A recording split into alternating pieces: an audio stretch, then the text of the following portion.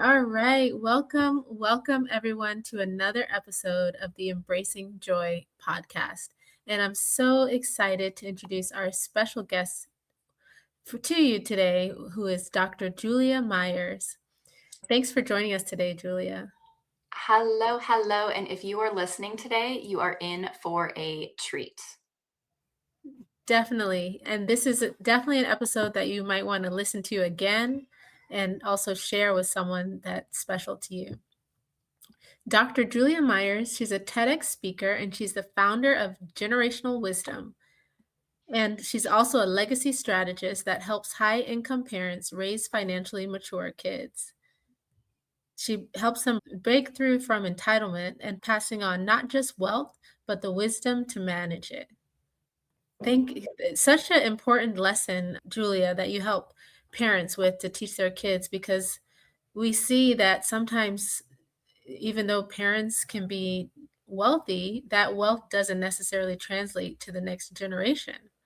Do you see that often? I do. And again, just thank you so much for this opportunity. And I always like to start off and say, this is the money talk that you won't have to worry about any numbers. So sometimes when people hear, oh, we're going to talk about money or wealth, I like to say, I'm all about the behavior side, which means wealth is not a number, it's a feeling. And so if you are a wealth builder, meaning you've got more than what you had growing up, you're a wealth builder. Doesn't have to be a particular number of commas or a particular number of zeros. So, what I see is that parents have the best of intentions. We never want to ruin our kids, right? We want to give Mhm. them better than what we had. But what I find in the work that I do is that actually it's our actions as parents that's leading to sometimes some entitled behavior, sometimes some miscommunications around what money is and what it isn't. And so it was just such a hot topic for me personally. I'm a mom of 5 kids.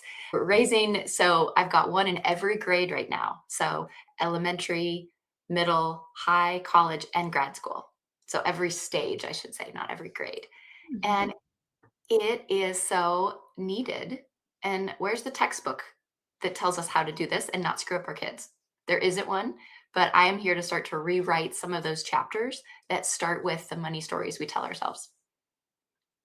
Well, I think that's so important, and it's so impressive that you have kids in every stages that you have the example of how you should teach at each stage is different, I'm sure. I like to say that there are 4 generations ish at any family gathering. So you can have the Gen X millennials, you can have the Gen Z, you can have Gen Alpha, and all 4 of those have very different scientific and just data-wise drivers of what success looks like, what culture says money looks like, how you actually transact with money. Baby boomers are very familiar with when ATMs came out. Like, Mhm. if you say ATM to my kids, they're gonna be like, "What's that?" It's tap and go. And so, females weren't able to have their own mortgages or their own bank accounts until, like, 1972 without a Mhm. husband. So, think of just generationally the differences in money, and then now we're talking about parenting and life lessons and all the things. Yeah, it gets really complicated really fast. Definitely sounds like it. But before we get into it, we're going to play a quick warm up game, and it's called Convergence, just to get our juices flowing. So we'll both say the word that comes top of mind, and we will continue on in series until we see if we say the same word. Like, for example, if we both say, I say apple and you say pear, and then we both say fruit, or something that connects the two words in some way. Are you ready to play? Let's do it. Let's do it. Okay. So, on the count of three, say the first word that comes to your mind. One, two, three. Beach. Snow. Beach and snow. Okay, something that connects the two, that connects the two somehow. One, two, three. Nature, yeah. Would Something like you that. say nature or climbing? Climate. or nature? Climate, nature, yeah, nature and climate. So we're pretty much that's pretty much the same word. But we yeah, that's so we pretty much we got there pretty quickly, nature and climate. But let's see if we can connect those one more time to see if we can say something similar. So nature and climate. One, two, three. Sunshine. Earth. I said earth. Earth and sunshine. Okay. On the count of three. One, two, three. Solar system. World. World. Okay. World and solar system. On the count of three. One, two, three. Moon. Galaxy. Moon. Okay. Moon and galaxy. So we're up in space. Moon and galaxy. One, two, three. Orbit. Dreams. Orbit. Okay. That's a good that's a good one. Okay, on the dreams and orbit. And it doesn't have to be it can be any word that comes to mind, and we can go Mm, back down. We don't have to be on Earth, but, just something that connects dreams and orbit. okay. Okay. One, 2, 3. Stars. Sleeping. Sleeping and stars. Okay. Okay. One, 2, 3. Peace. Bedtime. Oh, bedtime. That was thinking bedtime too. Okay. Bedtime. Yeah, that's a good one. Let's leave it at that. We got pretty close. Sometimes we say the exact same word, sometimes we don't, but the whole point is to just relax and find some joy in it and try to see if we connect in that way. So, let's go ahead and get started with our question. Let's do it. And I've got a funny story because you said beach and I said snow. This weekend, the Outer Banks of North Carolina got Mhm. so much snow. And so that was my connection moment Oh, nice. was Yeah, the beach all of had snow, the beach covered in snow. which you don't expect to see, a beach covered in snow. No. No, not at all. I wonder if people went out to the water and just, built snowmen by the beach, by the water. That would be amazing. Snow castles instead of sand castles. I'm not So sure. sure. Yeah. So tell me, Julia, so you're a family legacy strategist, right? And you've helped high income parents raise financially mature children without entitlement. How do you balance that pursuit of financial success with the need for emotional well-being and joy in your own life? Such a great question. I Mhm. think as high achievers in healthcare, so we want to help people. We want to help people more. We always are moving the goalpost. There's always another layer of training, another certification, another way that we can add more. And for me in my own life, it was a gentle reminder that more can be a four-letter word when you've not clearly defined it as what is the end goal. And growth for growth's sake, if you're driven and that is your mode, I think that's really important. But when you are running because the world around you is giving you that pressure that says you need more, you must have more, that's where you start to have to check in. And so the balance for me comes from where am I feeling the pressure? Is it externally around me of who says what success is or who says what I'm supposed to be doing at this stage in my life? Which box have I checked or not checked? And really, it flips inward to say, maybe it's not pressure when I feel it inside, maybe I feel purpose. Mhm, And so for me, that's the balance is that I have to listen to the signal of, am I leaning into my purpose with this decision or this choice or this direction or this, whatever it might be? Or am I reacting to external pressure around me? And I think that's really true when it comes to not just success in life, but when it comes to your money, right? If you have more coming in, you might still feel more pressure. We've all mhm, felt that, right? Is someday when I get a bonus, then I will, dot, dot, dot. But how many of us have just made the bonus the new baseline or the new mhm. upgrade? And then all of a sudden I'm the same place where I was a year ago. So remembering we've got to pause and kind of check in with what's our purpose. And once you've identified what that purpose is, it might be you're really great at making money, or it might be that you're really good at a particular skill or being able to solve a problem for someone. I talk to the kids, especially the teenagers, about this a lot. Is it's not just what your purpose is, it's what your purpose is aligned with what is somebody going to pay you to solve for them? What's the problem that they want to pay for? And then with that comes the balance of what are your needs? What are Mhm. your wants? And those change at every stage of the game, right?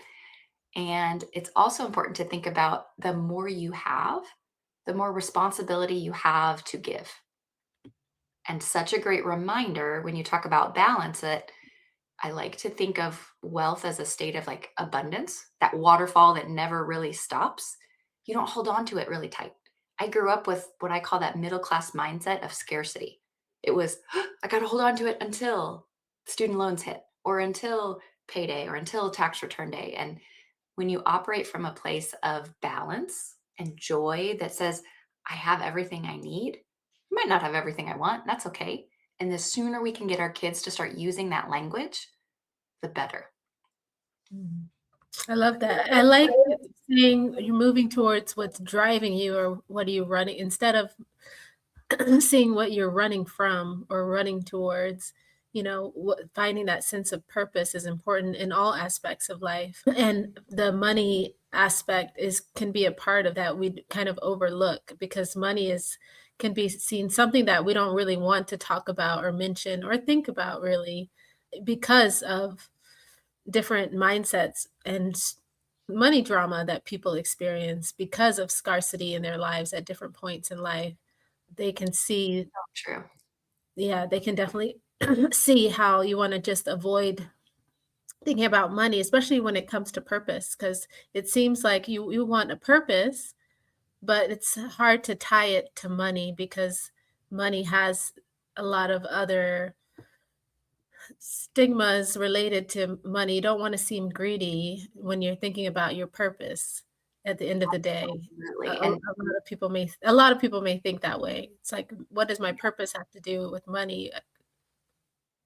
I'll tell you a fun story that I was in a workshop in a room of maybe 5th and 6th graders, and they were all sitting around tables, and I asked them the question that I think if you're a parent or you're an auntie or an uncle, if you have someone younger than you, this is one of my favorite questions is what is money and where does it come from? What is money and where does it come from? And so I asked a group of, these kind of like older elementary school kids, and it comes from the bank. It's green stuff, it's credit cards, it's, whatever, a very physical thing or a noun. Then I paused and I said, all right, adults in the back of the room, what do you think money is? And where, like, what is it for? It instantly changed. The energy drained from the room because they said debt, Mhm, bills, responsibility, adulting, and, all these like negative emotions and not nouns. And so I think it's important that we all can use words to describe not just things, but how we feel about those things. And my question wasn't, how do you feel about money? But they answered with stressed and overwhelmed and frustrated or never enough. And so at some point in our lives, it pivots from being that bright eyed and curious elementary and middle schooler to then the reality of the world. And our job as parents is not to shelter them from the realities of adulting, but to build that bridge that says someday you will leave the nest. My job as a parent is to launch you into financial independence. Not, financial independence or child early, but your job is to not be on my payroll anymore. And how many kids know that or are prepared for those conversations? Because in the eyes of the law at 18, they can take out loans, they can take out credit cards, they can co-sign for vehicles with their friend if they really wanted to, or Invisalign, or anything else that might be coming at them. And at 18, if you haven't had a lot of those conversations, starting with what is money, what's it for, where does it come from, I think that is the best place to start. And there's no age that's too young or too old to really start talking and, just thinking about money in your own experience. How would you answer that? I'm kind of curious. Like, what is money and what does it mean to you? For me personally, Yeah, I'm um, curious. money is a means to an well, it's a means to an end. It's something that I use in exchange for rent. It's something that I use for exchange for the clothes that I wear. It's just something that I use in exchange for the needs that I have. And it's also something that I get for the work that I do. It's something that I get in terms of for the labor that I am able to give, I get money, which is a means for my certain needs of survival, like housing, food, clothes. That's what I would say. I love that. I love that because many times money that we earn can become your identity, or it can become what defines you, or it becomes the only thing that you're focused on measuring. And as a pharmacist, we measure a lot, we count a lot, we do all those very exact things. And sometimes just taking a breath or taking a pause, that being rich or being poor, it's not good, it's not bad. It's just a thing, it's just a tool, it's a currency. We all receive it and we all spend it. And so when we stop kind of tiptoeing around it, it starts to become a more natural part of the conversation, and it can be a Mhm. healthy part of the conversation. I also think we can take it too far the other direction, and then that's all we talk about, and then that's not a great place either, right? So, Right. thank you so much for sharing, and, it's a tool. I love how you said that. It's just Mhm. something you trade for things you want, things you need in exchange for solving problems, working, you know, using your talents to solve other Right. people's problems. Right. So, how would you say, how can parents who are highly successful make sure that they don't lose sight of their joy while building their wealth and legacy? What do you have any tips for parents? Oh, such a great question. And I am speaking to the mom right now that might be listening to this in the car during the crazy 3 hours that is after school, after work, that you have to feed your children, transport your children, get them to where they need to be, and get them home with homework done, and then maybe into bed on time. I think that it's important to remember what you are choosing to prioritize is a decision. And if nothing is a priority, that's also a decision. And so parents have this unique place to kind of be able to say yes and no. And so we'll step back. We'll step back from just the money for a second and just in general, can you have candy for breakfast? No. Can you have this for breakfast? Maybe. I love saying why. This generation, a Gen Z, Gen Alpha, and then the Gen Beta that was just born in 2025 and later, they don't want to say because I said so. They don't want to hear that. They want to hear the why. And then for you as a parent, you want them to be able to practice that skill when you're not around. And if they don't have the why for contextual information, they are just going to repeat what you did, which may or may not serve them in the future. So, as parents talking to kids, yes and no always needs a because. So, why are we saying yes to this family vacation? Well, because that's aligned with our values, because we love to travel. That makes a lot of sense. And then in the same breath, you can say, no, we're not going to eat out tonight. This is what we do in our house. That's why it's a real example. No, we're not going to eat out when we are at home in our hometown because we want to travel. And so we are repurposing those funds. It's not that we couldn't afford to eat out and vacation, but when I give my kids that context of I value traveling more than I do the convenience of eating out right now, then they can start to see why we make those decisions. And then they get to start to take ownership of those decisions. So when we say yes or when we say no is really important as parents to how we spend our money, how we spend our time. COVID, I think, was a really great opportunity for all of us to reset and sit down and have family dinner.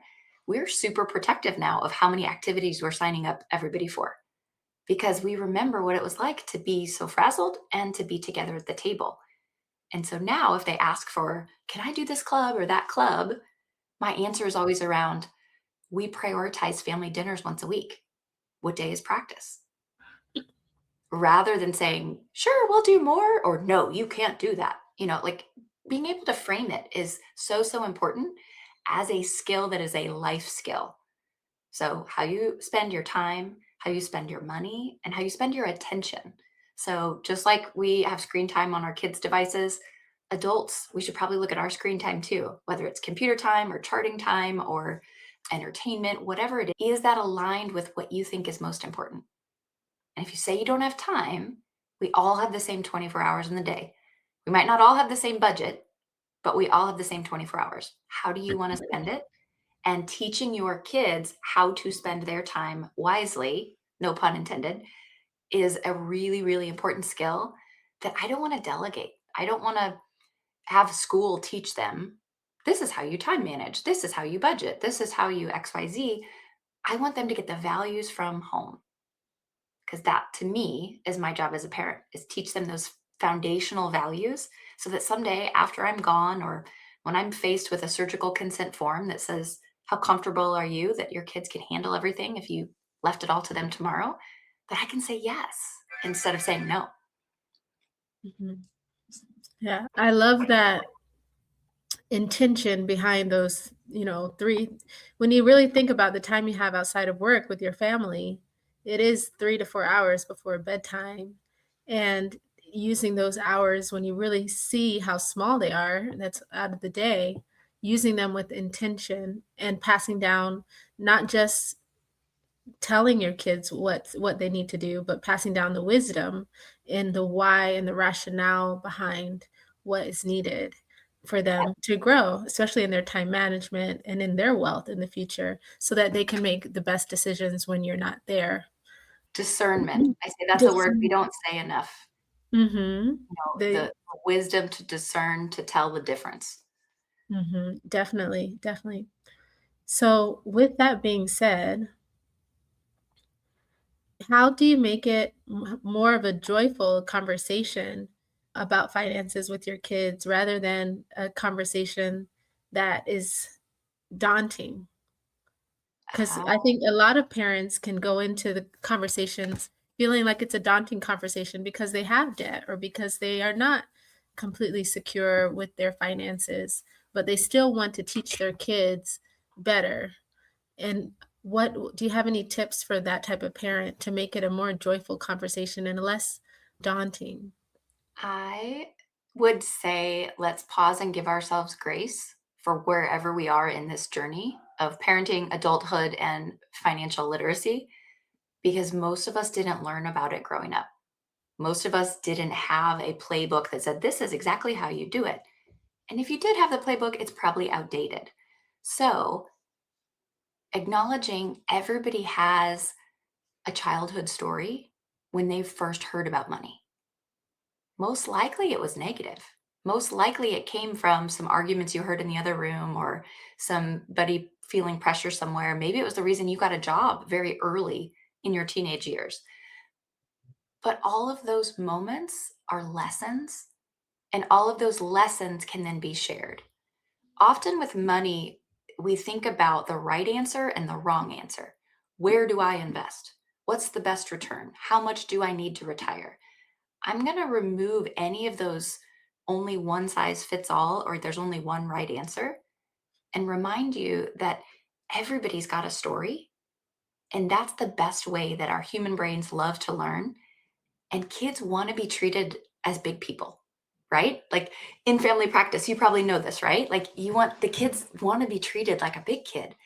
And so I love saying, have I ever told you the time about XYZ? Have I ever told you the time I had to roll coins so that we could go buy groceries?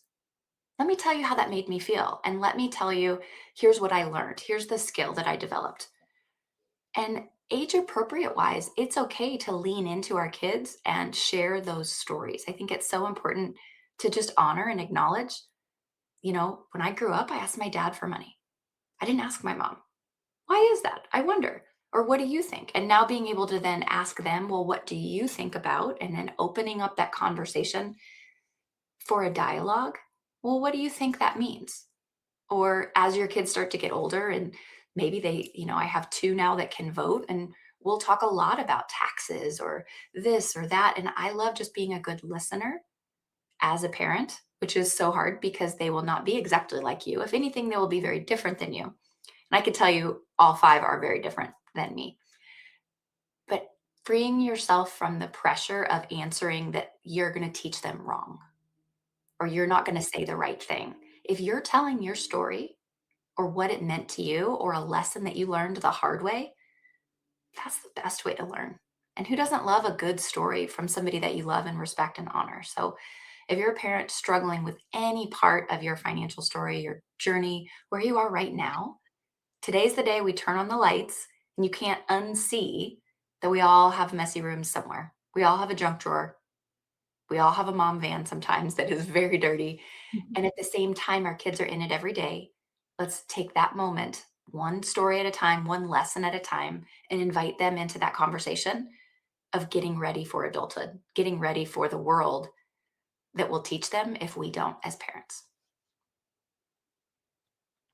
Thank you for that. I think it's so important to give ourselves grace, especially as parents, and of course, share from our experiences to our future generations because they love to hear our stories, especially than hearing from a stranger. They would much rather hear our stories and they would adopt to them much better than they would to someone else. And With one that being important thing that Mhm. we talked about joy, I find such joy in giving. Mm. And it's so important, not someday when you have this much money to then be able to give, but give as early as you can think about sharing. So if you have kids that are 18 months, 2 years old, 3 years old, they get sharing. Not everything you have is yours. And if we can teach gratitude early, that's genuine joy. When you can watch your kids be generous, when you can be generous, it's not about the dollars, it's about the gesture. So to me, that was so important. I wanted to make sure I mentioned Yes, thank you joy for mentioning comes it. from the generosity rather than how much it is. It's the posture. Definitely, the posture and the intention behind it when you're giving something, it's joyful for the giver and also for the person who receives it. So, thank you for that. It's and gratitude has been such an important message throughout a lot of our episodes. With that being said, Dr. Julia, tell me a little bit about how you ended up, from being a pharmacist to founding your to being a founder of Generational Wisdom and doing this type of work to help high income parents raise financially mature kids. What was the spark? What was the spark that began this journey for you? It actually was the opposite of a spark. It was a dark Mhm. shadow that was a spontaneous retinal detachment that led Mm. to complications, that led to 5 different types of surgeries on my eye and not able to ever restore alignment in my vision. So, I'm only looking at you out of this eye because this one does not align. And Mm. so, when I was going through that experience, I was forced to look at consent forms that said, "How clearly and confidently can your family articulate your wishes in case of an emergency?" And I'm like, "I just thought this was an outpatient procedure. Like, I did not expect this to be hitting me this hard." And that moment, it made me realize everything I've worked for was often on the outside and for the world's success, but yet who are the people closest to me and how have I ensured that anything I might be leaving them is a blessing and not a burden? And like in that moment, I said, I want to make sure my kids aren't just provided for. Because how many people have won athletic scholarships or NIL money or the lottery and say it was the worst thing that ever happened to me?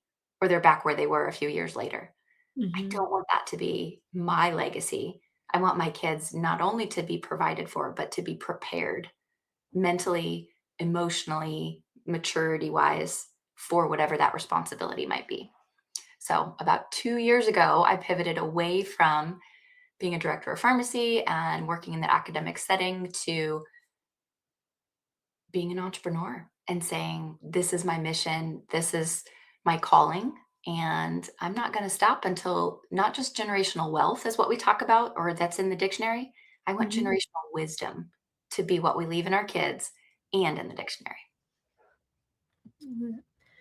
That's such a phenomenal story in terms of you actually having that for foresight to look into how you felt in the moment, because a lot of people would just sign it, "Okay, I think they will know," "I think my kids will know enough when the time comes," or just assume that, the money will be enough, but without necessarily taking that time to make sure that they have the wisdom to handle wealth. But you took that time to think about, will my kids have the wisdom and financial knowledge to handle the wealth that I want to give to them for their future generation?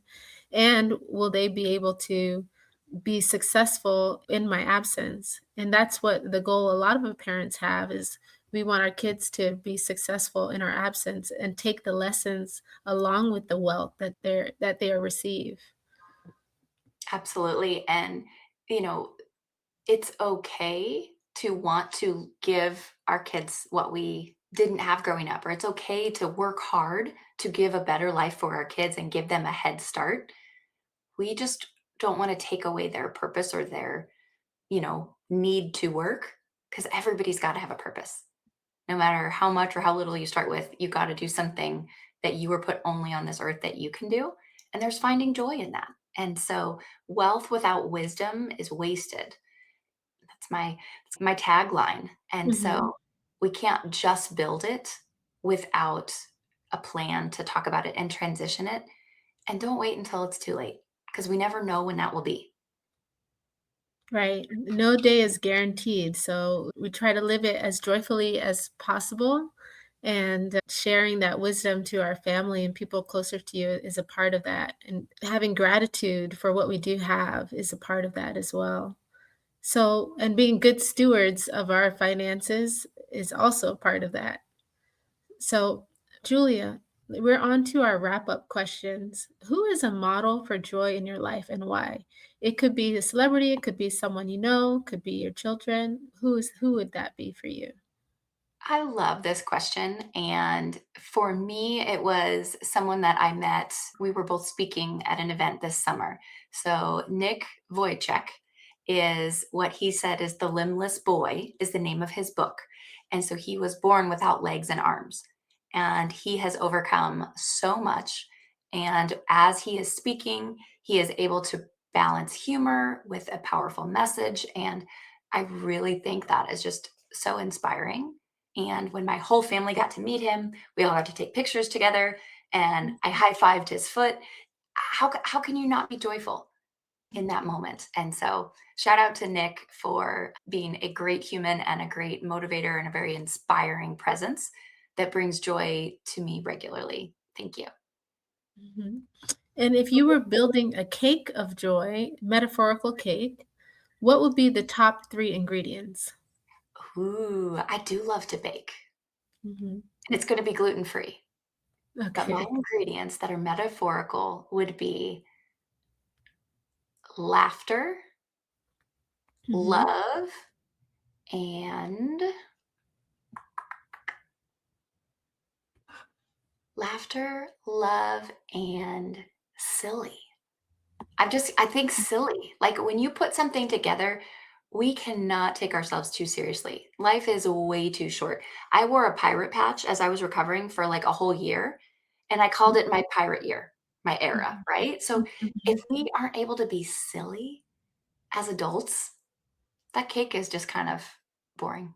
So laughter, love, and silly. Silly. I love silly. So let's end it on this episode on that. But this was a wonderful discussion, Dr. Julia, just a wonderful discussion about wealth, about joy, about instilling wisdom in the next generation. And if our audience wants to contact you or to learn more about you and what you do and your services, how can they reach you? Oh, well, I actually have a gift for your listeners because who doesn't want a prescription for a better money mindset? So I've got a free resource that's available on my website, Julia Myers, that's MYERS.com, just /money. And if you go there, you will be able to get my free prescription for a money makeover so that the next time you're going into a decision, you are being asked to spend money, or you're just in a place where you're like, I just need a quick timeout, my makeover for my money mindset. This is my prescription for getting you in the right headspace to then make a wise, sound decision. So, juliamyers.com /money. And I would love to get your thoughts on my free gift. Thank you. So, everyone, please, if you enjoyed this episode, which I know you did, go ahead to Julia's website and s- find the free gift for your next money making decision. And with that being said, I'd like to thank Julia again for being on this episode. And please like this episode, share it with a friend, and have a joyful rest of your day. Bye bye. Thank you. Bye.